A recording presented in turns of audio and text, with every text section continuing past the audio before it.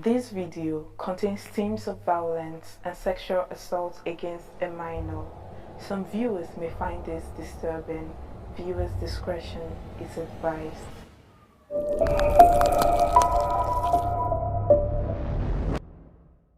Hello everybody, welcome back to my channel. Thank you for clicking on this video. My name is Omodele Salu, and if you're here, that means you're invested in true crime content. Why am I so happy as much as I am? So welcome, take a seat. I'm going to be posting a lot of content like this, so if this is something that you would like, please like, subscribe, and turn that notification bell on so you can get notified when I post a new video. Now that all that is out of the way, let's get right into today's case. Today's case is a very strange case, and it is also very heartbreaking. There are children involved, which makes it even more heartbreaking. So yeah, let's get into it. On the 1st of November 1980 in Warren, Ohio, Mathew Hoffman was born to his parents, Robert and Patricia Hoffman.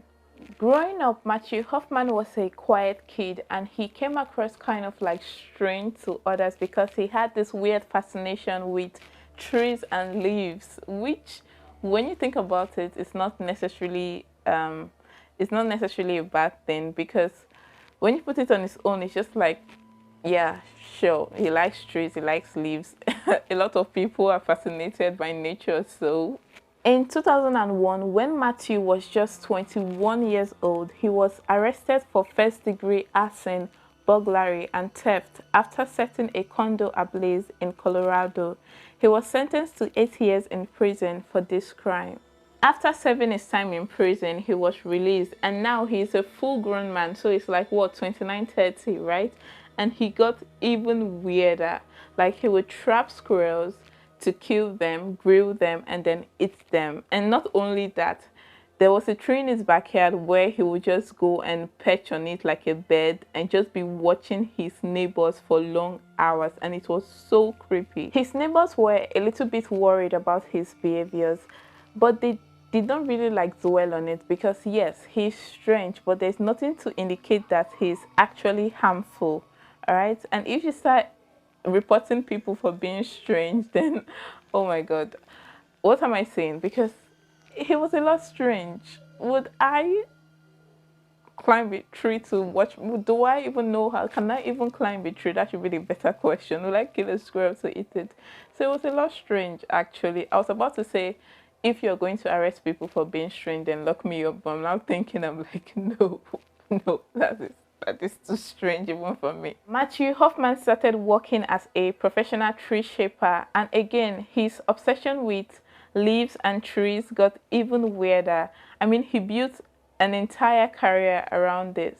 On the night of November 9, 2010, Mathew Hoffman set up a sleeping bag and camped across from a house in Apple Valley, Mount Vernon, Ohio. This house was the home of 32-year-old Tina Herman and her 2 children, Cody Maynard, who was 11 years old, and Sarah Maynard, who was 13 years old.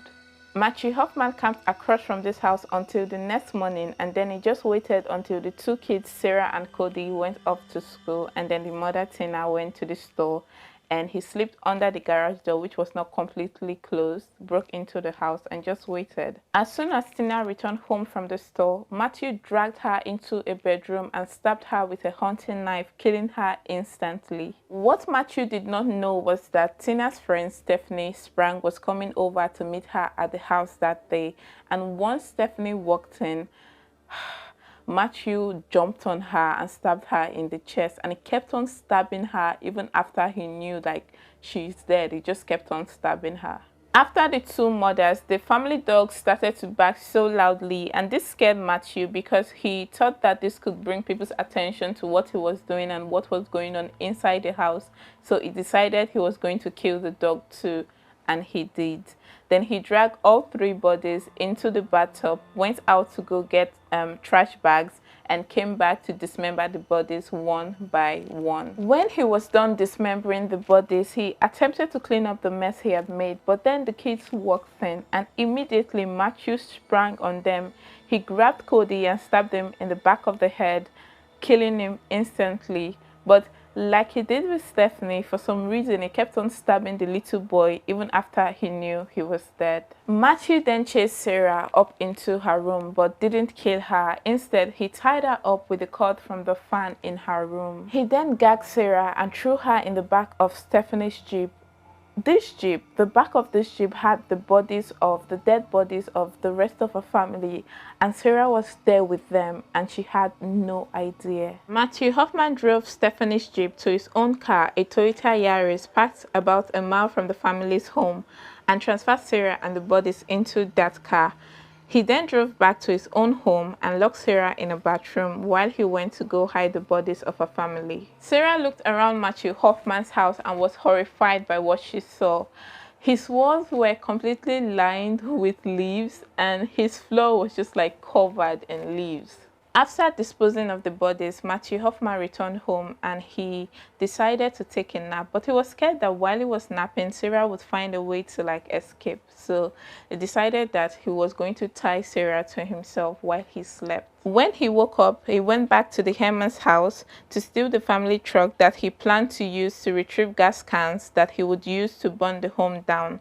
The truck, however, stopped working, so he had to abandon it in a parking lot. Mathew Hoffman locked Sarah up in his basement and he used a sewing cabinet to barricade the basement door so she could not get out of the basement. Inside this basement, he made a bed of leaves for Sarah and just tied her to it. During the time that Sarah was with this horrible man for 3 whole days, he did not give her good food. He gave her rotten food. He sexually assaulted her, and he also did not let her clean herself up. He did not let her shower. He created a diaper with trash bag, with a plastic trash bag, I guess, and then just taped it to her. Meanwhile, while all this craziness is going on, people are starting to get worried. We have Stephanie, who is just nowhere to be found.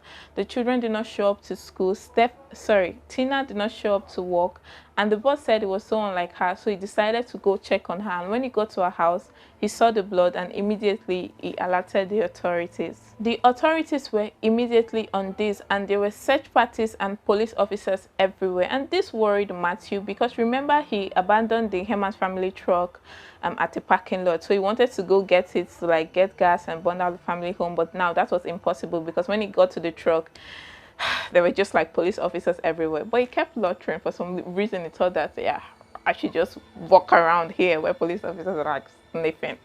Anyway, a police officer walked up to him and it's like, what are you doing here? And Mathew is like, I'm waiting for my girlfriend. She's going to close from work soon and she's going to meet me up here and we're going to leave. So the police officer, remember Mathew Hoffman was not even a suspect yet. So the police officer is like, oh yeah, sure, what's the name of your girlfriend? And it's like, Sarah. So the girl that you kidnapped, the 13-year-old girl that you kidnapped, is your girlfriend, bruv. During the search of the Herman home, the authorities found a receipt for taps and trash bags, and they were able to follow that receipt, that evidence, to the store. And what they found out was that the man who bought these items left the store in a Toyota Yaris. Now, remember the police officer I told you about, right? That found this man just hanging around the crime scene where the Herman family truck was, in a Toyota Yaris. So they were able to connect those two together, trace the Toyota Yaris in the area. I won't say Yaris is in the area, but Yaris in the area. Oh my god, I'm so dumb.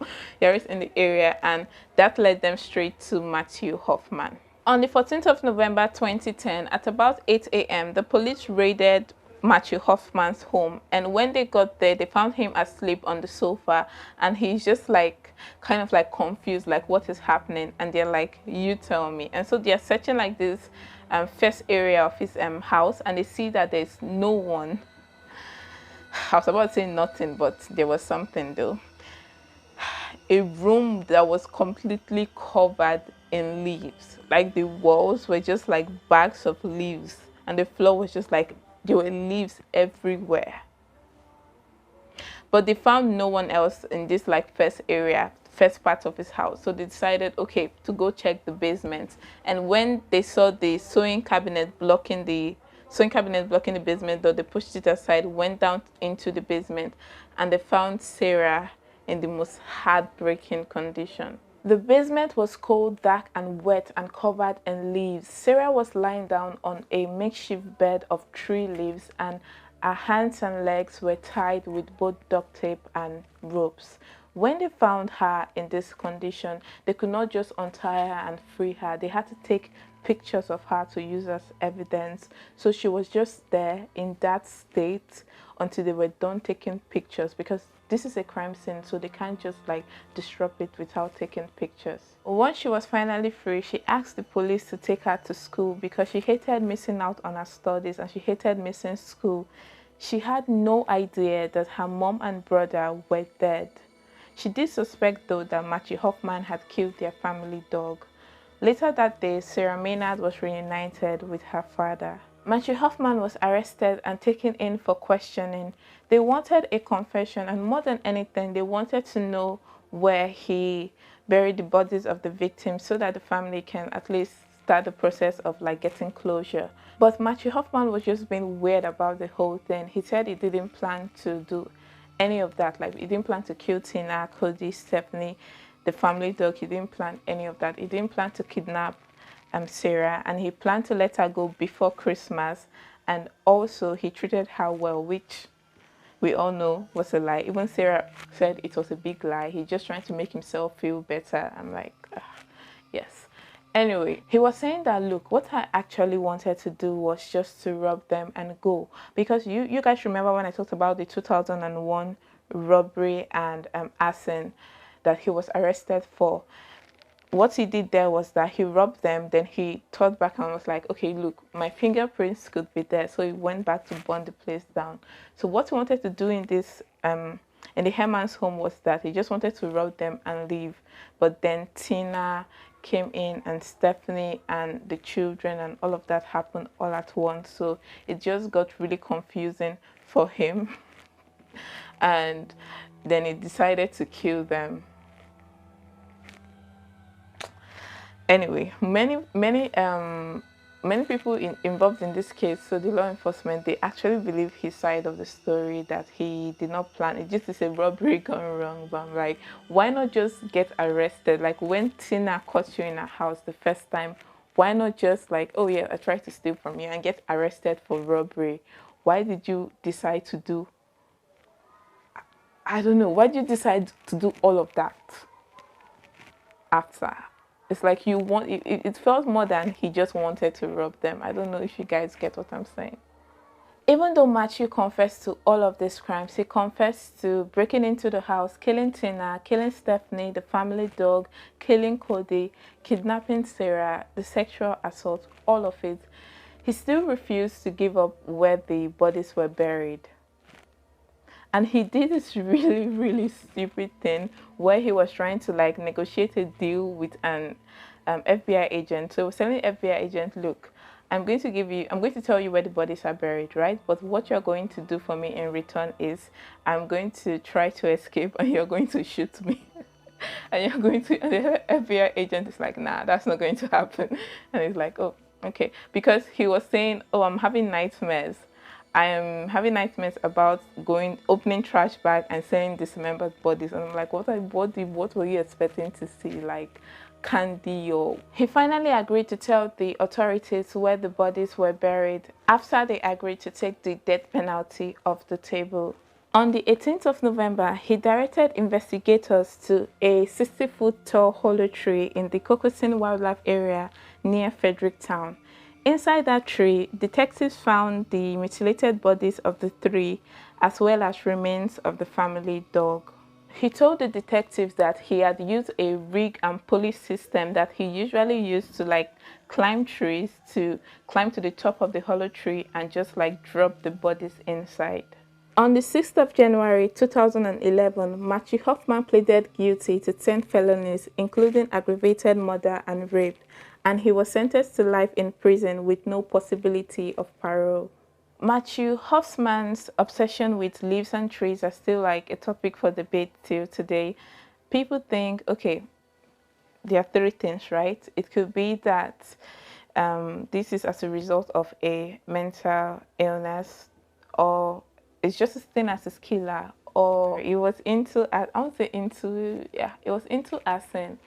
And maybe he planned to commit more crimes, and just like when he felt like the heat was on and the police were like closing in on him, he was just like set his house on fire, and the leaves to make it burn faster and just run, I guess. And I can see how it can be like one of these things, like all of these things, or like a combination of two, or yeah, I can see it, right? So tell me, you guys, what do you think? Why do you think he was this obsessed with trees and leaves? Sarah Maynard is so strong, and I hope that right now she's doing okay. Then she wanted to give like a statement in court just to tell her abuser Mathew Hoffman that, look, I am not scared of you, okay? I just want to live my life, but she was advised not to. But anyway, that's all we have for today's case. You all take care of yourself. Please like and subscribe, and I'll see you for the next one.